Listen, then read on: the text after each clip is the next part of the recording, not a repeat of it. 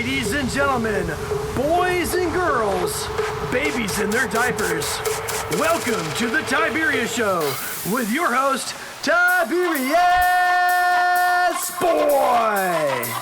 That's me, Tiberius! Today, we're going to talk about some very awesome stuff. We have a video about becoming an evil genius, a book which is a continuation of the series about a boy that does not want to go to magic school, and we have a totally awesome guest. Today we have the one, the only, the amazing Rachel Seavey! Rachel is a professional organizer that specializes with Hoarders and Chronic Disorganization. That's a mouthful. Hey, Tiberius. Thank you so much for having me on the show. I love your hat. You look great. Great music. And I'm looking forward to being a guest. Sweet. Today, we're going to start off with the video game of the week, and this is going to be a shootout. And now it's time for the video game of the week.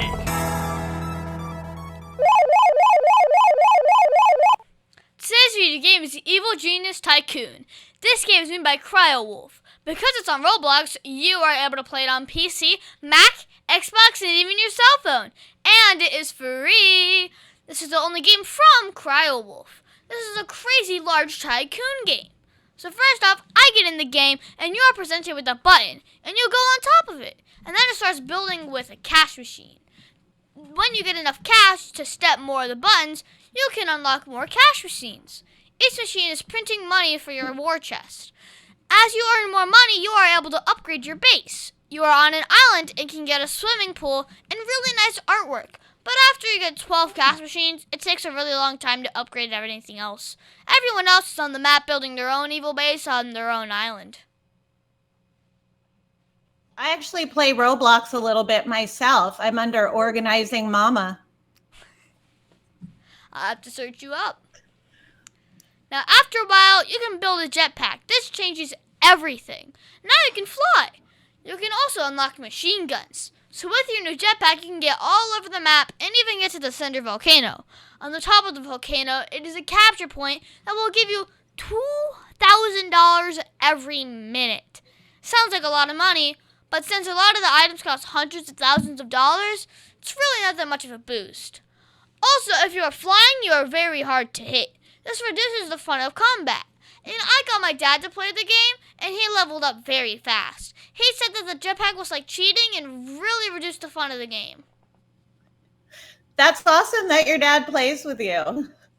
Well, I give Evil Genius Tycoon 6 out of 10 stars because it was fun to build out your base, and yet it got very boring after you got 12 cash machines. After everyone got the jetpack, it was no longer fun because everyone can fly to your base and keep killing you or spawn killing you. That's pretty lame. Some of the tycoon games get like that. Yeah, some of them do. Mm-hmm. I've played that superhero one, and that always would happen to me. People Yeah. would just fly in and take my stuff and then kill me. Exactly. It was upsetting. Mm-hmm. Hey, at least you don't lose your whole base. That's the good part about tycoons. True. Over 40 years, Lighthouse Central Florida has provided education, independent life skills, and job training to thousands of Central Floridians who live with blindness or any degree of vision loss. Whether it's picking out clothes in the morning or just moving around your community and serving Orange, Seminole, and Osceola counties, contact Lighthouse Central Florida at 407-898-2483 or visit them online at lighthousecfl.org. And now it's time for the book of the week, Magisterium, the Silver Mask. This book is written by Holly Black and Cassandra Clare.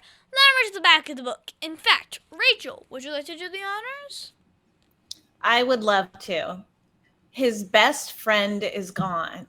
He's facing a life behind bars for what he is, for what he might become.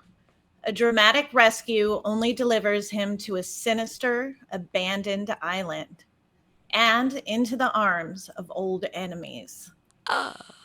Well, this is an AR book that's worth 8 points. It's a lot of points. It's rated for 5th grade and first month. This is a great series about the good and bad of magic. So if you remember the last book, Carl's best friend Aaron is dead by the hands of Alex Strike, the trusted assistant to the headmaster. Everyone is going crazy. Carl is, of course, blamed for the murder and is in magic jail.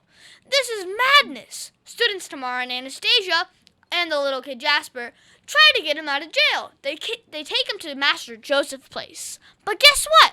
Master Joseph is the one that taught the enemy of death how to use magic for evil. Now Carl is really in danger. Oh my gosh. Now Carl is given access to all these rings of power and used one to bring Aaron back from the dead, but having to use part of his soul to get his friend back. Then, well, I really don't want to ruin it for you because I really think you should go read the book by yourself. It was a really good book. Happened. Oh my gosh, I want to know what happened. I'm definitely going to read it. Probably should. Well, I give the Magisterium and the Silver Mask 10 out of 10 stars because I really like some of the battles and the sacrifices that Carl's friends were willing to make to keep him safe. It's awesome. And now it's time for our interview of an interesting person. Today's guest is going to be so much fun. Today we have the one, the only, the amazing Rachel Seavey. Rachel is a professional organizer that specializes with Hoarders and Chronic Disorganization. Thank you so much for having me on the show. No problem. And first off, how are you enjoying being on the show? I've had a lot of fun. You've got a great energy. It's got good music. It's very professional. Thank you. So you are a professional organizer that works with hoarders. Can you explain to my listeners exactly what is a hoarder and what is a professional organizer? Of course. I will start with someone who suffers from hoarding disorder. Isn't just messy or doesn't just struggle with organization. And I'll talk to you a little bit later about chronic disorganization. Someone with hoarding disorder really struggles with letting go of items. Like it causes them a lot of emotional stress or pain. Letting go of basic items like old mail or recycling. So it's a pretty extreme case of someone that has cluttering. And professional organizers are, people who have been trained how to maximize space and efficiency for people. There are several kinds of organizers. I specifically work with people that struggle with hoarding or with a lot of clutter. But there are some organizers that like to make everything look super pretty and have bows and ribbons, and it's kind of like TV pretty. That's not really what I do, but a lot of people do. And then you've got people that are planning estates and finances. Yeah. So they're more of like financial organizers. So we're people that just help you create a system. Organize anything. Yeah, basically. So how'd you get started in this amazing job? I have always been organized. I've always color-coded my closet and just kind of been one of those people. And I think, just growing up in a place where I had a lot of rules.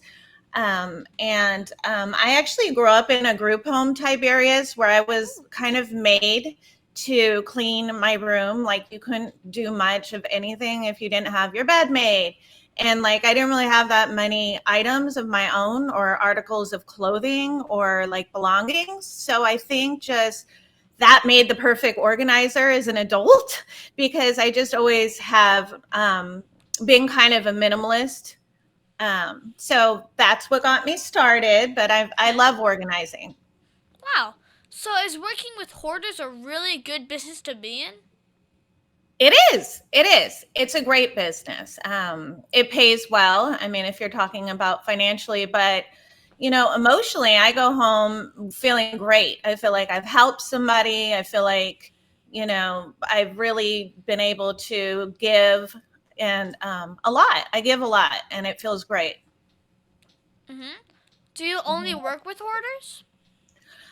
Well, this is a great question. A lot of people think they're a hoarder, but they're really not. They might struggle with organization for different reasons. And it's not because they're attached to, old food or something that a hoarder might be. Sometimes people have ADD, sometimes people have other cognitive issues that makes it a little bit harder for them to prioritize and schedule and organize and do all of those kind of executive functioning tasks that people without those issues have. So a lot of times people say, I'm such a hoarder, and they call me and I show up and it's not hoarding. They have zero problem getting rid of stuff. They usually don't know where to take it, or they don't have a car, or maybe they don't have the physical ability to take it out, but they're fine with it leaving. Like there's no argument about things going. So they're truly not a hoarder, but it actually, to an untrained eye, might look like a hoard. Okay. Well, why does someone need the help of a professional organizer? We have been trained to show you where to begin. And that's what I think people struggle with the most. Where do I begin? Like my whole house is a mess. Where do I even start? Do I start filing papers? Do I start, cleaning my bathroom? People have no idea where to start. And an organizer will say, let's start here, and we'll help you do basic sorting methods that work in your home, which very quickly would be, trash, donation, and keep. So an organizer would help you set this system up, and then they might help you do it physically. Sometimes they might coach you and say, I want you to go through this bookshelf and let me know when you're done. But there's all sorts of ways that you can work with an organizer. Mm-hmm. So when should a hoarder decide to try and clean up their home? Happiness. A lot of people are alone. I work with a lot of unmarried people without kids, and they felt like the hoarding or the clutter has held them back from living happy lifestyles. Another side is, a lot of the times landlords get involved. I'm working on a case right now where the lady has to clean up or she's going to lose her house. And it's going to be very hard because she's really not in a place where she's ready to let go of anything. That makes sense. So how long does it take to reorganize someone's home? Wow, that's a great question, Tiberius. Typically it takes us about a week to declutter and reorganize somebody's home. But I always offer maintenance because it's a lifelong decision and it's behaviors that have to change. So we can come in and organize your house. But if you don't maintain it, like if you don't put your toys away and you don't do your laundry, it's just going to go back to where it was. So sometimes I'll work with people intensively and get it where it needs to be. And then maybe I'll just pop in every 6 months and help them get things back into shape if they need it. There's definitely room for improvement with all of us. I mean, well, you'll see when you start working and you're a grown up, then just stuff comes in. Yeah. It's not fun. So do you pick what stays and what goes, or does the person have to be there when you're working? The person has to be there when I'm working. That's my personal policy. Unless I have a verbal agreement and I have them on Zoom. Sometimes people are in the hospital and they can't come home. That would be the only exception, because it could be very traumatizing for somebody to have something very special thrown out. And I have no idea, what clothing they like or what toys they like or what gadgets they like. And it could be, I have no idea how to make decisions on people's behalf. So I force them, and that's kind of part of it. I have to say part of actually like dealing with the clutter is having to go through every item, and it's like painstaking. I've been compared to going to the dentist. My clients are like, oh, you're like going to the dentist, because I make them go through every single t-shirt, every single book, and make that decision. Because if I make it for them, then they're not building those muscles. They're not learning how to do it themselves. Yes. So, do you run into issues where people don't want to fix their house? Yes. And that's okay. I think as long as they're not being evicted or adult protective services or somebody's not involved and it's not super dangerous, then usually we'll either go at a slow pace or we'll reschedule to a time where they're more ready. Mm-hmm. But what is the best part about being a professional organizer that works with hoarders? The people that I work with are not what you see on TV. I feel like TV gets people when they're like at their worst. I work with some incredibly brilliant people. Like I'm here in the Silicon Valley, so I work with a lot of tech people that are like super smart and they just don't know how to organize. And so I get to hang out People with like my dad. right, like right, but it's super cool, super fun, great personalities, and they just don't know how to organize. So I mean, my dad does know how to organize, but he's a pretty super tech person. Exactly. And I don't know tech. So all of us have our different qualities. Mm-hmm. So what are the main things that professional organizing can help with when it comes working with hoarders? I'd say setting up that basic system I mentioned before and helping people work through just basic decisions like, do you want to keep it? Why you want to keep it? And I just, help people create things that they can do on their own when I'm not around. Mm-hmm. So what's the largest difference between being a hoarder or having a messy bedroom? Definitely with being a true hoarder, you might not even let somebody into your bedroom to even see it. A lot of the times I have phone calls or I'm meeting people for coffee before I even see their space. And then when I get there, it's very difficult to let go of anything, even like junk mail. And then someone with a messy room is like, oh my God, I'm so happy you're here. Clean my room. And they don't care. I'm like, can I get rid of this junk mail? And they're like, yeah, sure, get rid of it. Oh my God, my place looks great. Where with somebody that really struggles with hoarding, I might be able to get junk mail away, but I'd have to like black out their address and probably shred it. Yeah, you might want to take a look at my bedroom. Would you be excited if I came over? Yes. Very. I think so. Yeah. Yeah. I love working with kids in kids' bedrooms. I'm probably going to need a new mattress soon anyways. Yeah. So, that would be fun. yeah. You could get a whole new get up. Bedroom. And you're at that age where it's fun and you can redecorate and reorganize. Yep. I have a 14-year-old and his room's a mess and he does that on purpose. Mm-hmm. He told me not to go in there. I think I know why. Because then But you'll he's clean really everything good at, up. oh, I He knows will. where everything Oh, is. exactly. Exactly. Us kids are messy nowadays. A lot messier than real parents. Well, does it take a lot of training to be a professional organizer? It does. I took about 2 years worth of classes, and there's definitely a lot more. If you want to work with hoarders, then it's the Institute for Challenging Disorganization.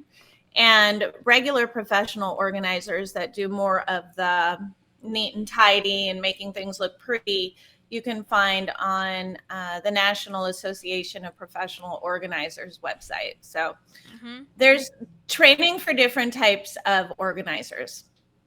Mm-hmm. Well, have you received any awards for your work with hoarders? I received an award for my podcast that is hoardganize.com. I direct it towards people who hoard and that possibly can't afford my services. So I give a lot of free tips and suggestions and stories on there. And so I got an award there. Okay.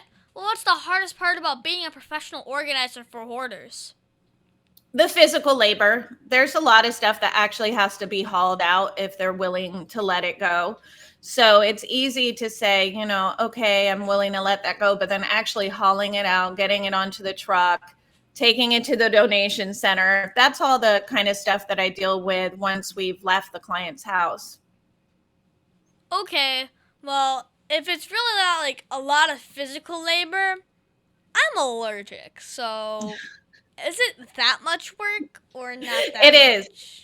No, it is. I have people quit all the time. I have grown-ups quitting and they're like, I had no idea. Oh, my back hurts. Even if they're not hauling the bags, just kind of bending and reaching and standing all day long. It's pretty hard on the body. Yeah. Well, what is the one thing that you think would make your job easier? Wow, gosh, you've got some great questions. I guess the one thing that would make my job easier is if more of my clients were open to getting mental health help at the same time. And I mean that in the most loving way, but a lot of my clients are like depressed and I just wish that they had somebody to talk to. And I'm not a trained therapist or anything. And sometimes people will tell me a whole bunch of really traumatic stories and I feel bad. And I tell them maybe you should see a therapist. And I know that they're ashamed or they just never get to that step. So I think that would make my life a little bit easier if they had a little bit more therapy when they got into my realm. Well, I know one thing that would make your job a lot easier. Have everyone be fit. That way their back doesn't hurt when they reach down and go grab stuff. I thought you were going to say a wood chipper. That would work too. Anyway. Problem solver 3000. It's a wood chipper. Just throw all your problems in there. Yeah, exactly. Mm-hmm. Well, what's the greatest challenge that most professional organizers are dealing with today? I'd say there's a lot of kind of television shows and I like them, but they're not realistic. They're not for people that aren't wealthy. You can't really go and containerize your whole home from a fancy store. So I think a lot of us are coming against these kind of glamorous organizers that are online and they're doing all these Kardashian garages and stuff, but like the normal person really doesn't live like that. And so people want us to do like this Pinterest worthy work, but their house isn't that nice, if that makes sense. So there's a lot of pressure to make everything look beautiful, but then they don't really have that sort of money to make it look like that. Yeah. Well, what advice would you give to my listeners if they wanted to grow up and be a professional organizer that works with hoarders?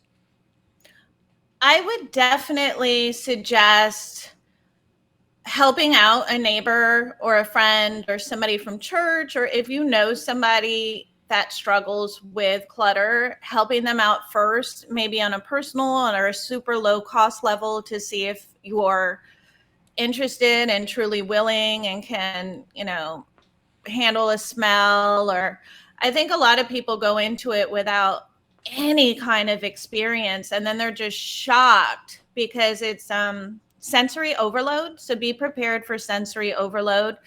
And if I'm like an empath, I don't know if you know what that means, but I pick up on people's energy a lot. So if I come in and someone's all depressed, and I have to really work hard to not feel bad when I go home for that person. And I think people don't realize, aside from the physical labor, you might drive home from a job and go, oh my gosh, that woman has nowhere to sleep. She's, sleeping in her carport because her house is hoarded out, her garage is hoarded out, her car is hoarded out, and now she's on a sleeping bag, and you start to kind of take that stuff home with you. And so it takes a strong person physically, but also mentally to be able to say, okay, that's not my life. I feel bad for this person, but I need to, carry on about my own life. Now, you also have a podcast like me. Can you tell me a little bit about that? It's not as fancy as yours, and I do it all myself. So it's super low budget. But so my services in person are pretty pricey. Even my coaching services are pricey. And so my podcast is specifically for people that want help with their hoarding or with their severe clutter, and they want free help. And I also have, some support groups and some other free resources, a Facebook group. So it's really just to kind of reach a demographic. It can also reach people that might not be ready for an organizer yet, that they might be still too afraid or ashamed or worried to call somebody, but then they can kind of listen. And I'm very straightforward on the podcast. I talk about real situations. I talk, my tips are about hoarding situations, what you can do for fruit flies, what you could do for self-care, things like that. So it really reaches a group of people that I don't think are being reached on other organizing podcasts. Okay. How can someone find and listen to your podcast? It's on all of your favorite apps that play podcasts. And I also have it on YouTube. It's the Hoarganize podcast. And it's hoarganize.com. And you can also email me at hoarganize@gmail.com. If any of your listeners have any questions, I'd be happy to respond. Nice. Yeah. So how does hoarding affect the kids that live in the house? That's an amazing question. So it's very hard on the kids. And I think because sometimes the kids can't have their friends over. And so that they lose out on that experience. Because and then maybe of their room. Or their house, or maybe their parents are just too embarrassed. So they say you can't have anyone over. And so then the kid kind of misses out on that. And then they go over to their friend's house and they see it's way more tidy. And then there's a feeling of like, well, why isn't my house tidy? Like, is it me? Is there something wrong? And so I think a lot of children of hoarders, and there is a great website called Children of Hoarders, I think they hold a lot of their parents' shame. And it's really important to not, because your parents' problem is not your problem. And that's really important to know as a spouse or a child of a hoarder. It's not your problem. It's their problem, and to not try and carry that into your daily life. But children, I've seen children climb over piles of garbage to get over to their lunch bags before they go to school. It's really sad, but they're so resilient. I have to say, all the kids it's becoming normal. Like it is an everyday thing. It is. It's very normal to them. And many times I'll see them just playing with their dolls in the middle of a pile of clothes, or it's just totally normal. And so they're so resilient. So I don't know that they're super affected.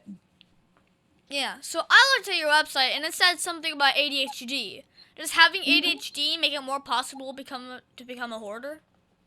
It does. And not just a hoarder, but to be organized in general. So your brain has a certain part that stores, where you can organize and prioritize and schedule. They're called your executive functioning. And when you have ADHD, it doesn't actually get to there. There's like a block. There's a disconnect. Like you literally cannot access it. So when I work with people that have ADD or ADHD, I'm constantly coming up with methods to help like remind them or kind of trigger them to get their chores done, because they literally don't have the kind of prioritizing skills that I might have. I might say, oh my gosh, I better turn off the television. I got to do the laundry. But other people might not be so great at prioritizing and just saying, yeah, I'll do it later. And then the laundry piles up. So it's not even so much hoarding. A lot of the times it'll be ADHD. A lot of the times busy professionals, even if they don't have ADHD, they just don't have time for stuff. Yeah. And you're a busy kid. You're always doing stuff. When do you have time to clean your room? And then when you do, right? And then who wants to? Like, I don't know any kids that really want to. Nighttime is time for gaming. What is one thing that I can do to help ensure that I have less clutter and don't become a hoarder? Every 6 months. Wait, how old are you? 11. Yeah. Oh, you're going to be growing. Yeah, I would okay, when you try something on, if you don't like it, if it's too tight or too short, because you're going to be growing, have a donation bag or basket or something always ready. If you have a donation bag or a basket in your closet, somewhere close by, the second you don't like it, put it in there. Same with a toy. If you're like, I'm so over this, like nobody plays with these whatever anymore, it's like I want to get rid of this fidget spinner, put it in your donation bag immediately. Like, don't just put it back on your shelf and be like, oh, I hate that fidget spinner. Put it in your donation bag. And what's nice about donating is make your dad take you to a kid shelter if he can find one, so you can feel really like, wow, there are kids that don't have things. Otherwise, go to Goodwill or somewhere close and take it so you can share that stuff with other kids. Yeah, there's actually like a Goodwill, like almost across the street from our house. Yeah. It's really close. And it's kind of fun because then you're being green too. And you're not, just putting things into the landfill. You're sharing your belongings with other kids. Yeah. Now you have been on the TV show Hoarders. How was that experience? Did you learn anything that helped you be better at organizing? I loved that experience, Tiberius. It's funny because I have mixed emotions about some of the ways, some of the tactics, but it was a great experience. And I have to say that whole production team and everyone on the staff really did care about the person. And that was super refreshing because you can't really see that from the show, but they spent a lot of time and a lot of extra effort and extra resources. And I mean, they hired me to do a bunch of extra stuff after the show to help this person. So I was really impressed about the amount of resources. I mean, they had, I was there, but some of my other colleagues were here, and that's not cheap to have us all there for 3 or 4 days. I was just really impressed at how much they really tried to help the person. And I guess I just learned that sometimes people aren't ready. In that particular episode, the lady wanted everything back, and they actually paid me to go get everything back for her. And so I guess I just learned that behind the scenes, it's a lot different than what's actually on the show. Exactly. I'm not sure it's a whole lot different. It's like it is behind the scenes for my show. It's a whole lot different than the real show. Yeah, we stood around a lot. Like, she had locked all the doors and locked us out. And so for like half a day, I mean, it was probably like thousands of dollars an hour. Like, all of these organizers and cleaners were just standing around. And yeah. Did you break in?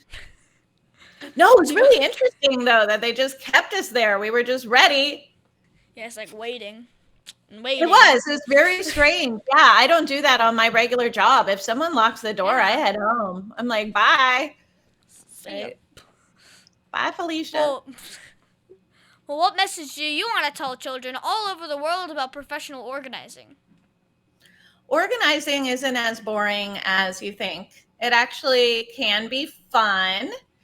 And I think kids probably associate it with cleaning their room, which nobody likes. But organizing can be really fun, and it can be aesthetically pleasing. And if you organize your toys in a way that it's easy to find, then you can have more time to be creative and less time to look for that particular Lego piece or whatever it is. Okay. Well, what is the craziest situation that you have run into while working in your passion? This is a kid's show. Rachel, be good. Gosh. Okay. I'm trying to think of the craziest thing that isn't like disgustingly gross. But I'd say when people have like over 50 cats in their home, it's a little bit crazy. Ultimate Yeah. lady alert. but overly. Like sometimes like you'll just open the cupboard and it's like, wow. It's you're like, was that a cat? And cats are just scurrying everywhere. And sometimes they're dead, sometimes they're alive, but they're just everywhere. Yeah. So I'm trying to keep it G-rated. But sometimes people will really well, what happens is they rescue kitties and then they don't get them neutered or spayed. And then they have kittens, and then those kittens have kittens, and they have kittens. And then sometimes, But that's kind of messed up. It is. So those what are did the kitty ever do to you? Right. No, I know. Those are the hard jobs, and it's funny. Every year I rescue at least one kitten from a hoarding situation. Like I just grab it and I put it in my shirt and I like drive off with it. But it's so hard. That's another thing about my job. When I see the animals, I want to take them all home, and I can't. But luckily I have a lot of resources with shelters and people that can help. Mm-hmm. But what was the biggest mistake you ever made, and how did it change you as a person?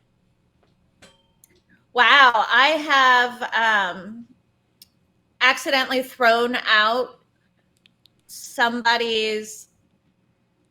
I didn't know there were ashes in there. Well, like who puts ashes in a Ziploc bag and inside of a cat food bag, like a Friskies Purina bag? I mean, who does that? I'm so sorry. I hope she's not listening. I felt really bad.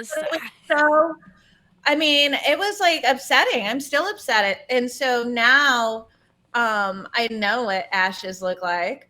And I feel really bad. It's funny. I probably felt worse about it than she did. But yeah. So throwing stuff out on accident has gotten me into trouble. That's a big thing. It is, and it doesn't happen much, but it's always when I assume. Like one time I assumed exactly. Lady's oil was rancid because it was, and it had like dog hair on it, and it was way behind her stove.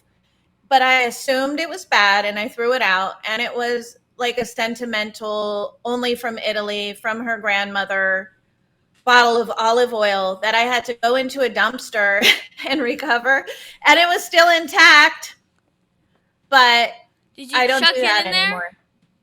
Yeah, it was in there. I got it, and then the job continued, but the entire job stopped over this bottle of rancid olive oil. Dang. Okay. Now can you tell me that one story? Remember, this is a kid show, but that one story, well, that you're not supposed to tell me about. Come on, you can tell me. Okay. Well, sometimes people, and I know they don't do this on purpose, but a lot of the times grown-ups will go to the bathroom in diapers because their bathroom isn't working for some reason.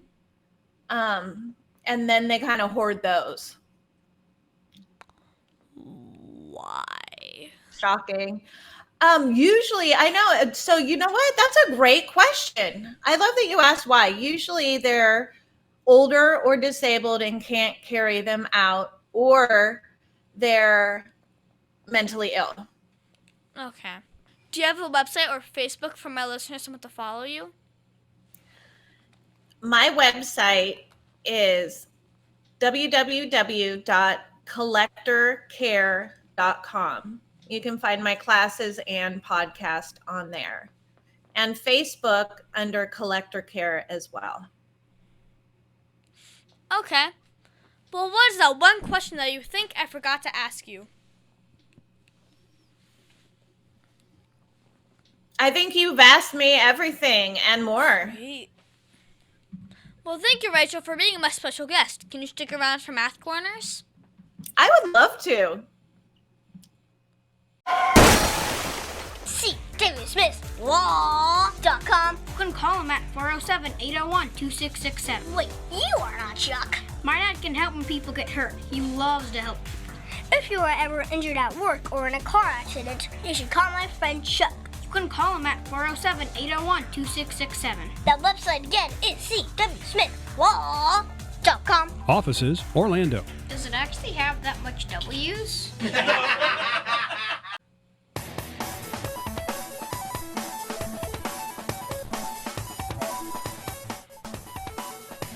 Tiberius' favorite subject, it's Math Corners! Thank you, Rachel, for helping me with Math Corners. This week, we're going to do some more multi-step word problems. You know my dad loves showing me how math can be used in the real world. Today, we're going to talk about jogging. So, Wendy jogs a 5.5-mile route in the city with her running club once a week. She also jogs a nature trail near her home twice a week. The nature trail is 1.5 times as long as the route in the city. How many miles does Wendy jog in all each week? It's a good one. Because it's a real world situation, because people do love to jog around their homes. But this one has decimals. And I hate decimals. So first we have to find out how many miles Wendy jogs on the nature trail. So to get that answer, you have to take the 5.5 miles and times it by 1.5 miles. So 5.5 times 1.5 is 8.25 miles. More decimals! That's not only the tenths, now it's the hundredths. Now you have to add how many miles Wendy jogs in all. She jogs 5.5 miles in the city once per week and 8.25 miles on the nature trail twice a week. So 8.25 times 2 is 16.5, and now add the 5.5 miles, and you somehow get an even number, and it's 22 miles per week. That's a lot. Wendy's pretty motivated. Yeah, she's pretty motivated for a week. She's going Zoom. Well, Rachel, do you ever go jogging? No, I don't. But I like walking. Jogging's a little hard. Well, yeah. Okay, good. Running's a lot better. But, yeah. Because, I want to take a run every morning, but I can't. Because I'm always too tired. Yeah, exactly. Mm-hmm. Well, my teacher said that I would use math every day. Do you use math while working as a professional organizer? I do. When I'm measuring a space, we have to use the tape measure and use math there to put in a cabinet or some shelves. Mm-hmm. Well, thank you so much, Rachel, for your help with Math Corners. Of course. Thank you. Mm-hmm.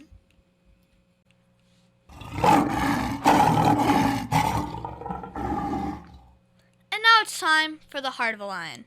As you know, we talk about the qualities of living by the heart of a lion, which stands for leadership, integrity, obedience, and nobility. This week, we're going to talk about nobility. For me, I think nobility is remembering we are God's special possessions, acting in a noble way, showing courage and honor. The qualities of nobility are goodness, virtue, honor, generosity, and selflessness. Okay, so this is a hard one to admit, but I was at a board game party with my dad, and I was playing with a lot of adults, including my friend Paul. We learned a new game called Don't Talk to Strangers, where aliens try to abduct school children that you were in charge of. This was a fun game. You were supposed to keep your cards hidden at the start of the game and remove any alien cards. At the start of the game, I looked over at Paul's cards and noticed that he had an alien in his deck. I reminded him that he had to get rid of the card. He got very upset with me and explained that I was cheating. I told him I was just trying to help him out, but he explained that by looking at his cards when they were supposed to be hidden was a form of cheating. This was not very noble at all. There was no honor in cheating. I apologized and promised to keep my eyes on my own cards. I did not feel good about it. He said he forgave me for the infraction, and that made me feel a lot better. Forgiveness is a part of nobility. So that means I saw Paul being noble when he accepted my apology. We did finish that game, and Paul won. So Rachel, did you see or use nobility at all this week? I will always, if we accidentally break something, replace that item for a person. So we did accidentally break a dish. And the client didn't even see it happen, but I did tell her and ordered a replacement. So I think that would be kind of noble, but I don't know other than that. Well, of all of the Heart of a Lion virtues, which virtue do you think my listeners should learn about the most? Wow. What about, I like the integrity. I think listeners should learn more about the integrity part of the heart of the lion, just like we were talking about, because, it takes it's hard to say that you did something wrong, That's but it's true. a good thing. Yeah, it's a really good thing to have integrity. Well, we should always try and be lion strong in everything we do, shouldn't we? We should. Mid-State Fire has been providing top-quality fire equipment services for 3 generations to the Central Florida area. Don't wait for an emergency to repair. Call Mid-State Fire today at 407-246-8855. Get your fire extinguishers and emergency lighting for both your home and businesses by visiting www.midstatefire.com. That number again is 407-246-8855. And that's our show, folks. I want to thank the one, the only, the amazing Rachel Seavey for being on my show. It has been so much fun talking with you today. I think we learned a lot about hoarders and how a professional organizer can help. Thank you so much for having me on the show. I had a lot of fun, and I'm glad that I'm able to share my expertise and experience. If listeners want to find me, they can go to www.collectorcare.com. Also, you can find me on Facebook and Instagram at The Tiberius Show. And please be sure to visit The Tiberius Show on YouTube and like and subscribe. Also, be sure to listen to us next week on The Tiberius Show with your host, Tiberius!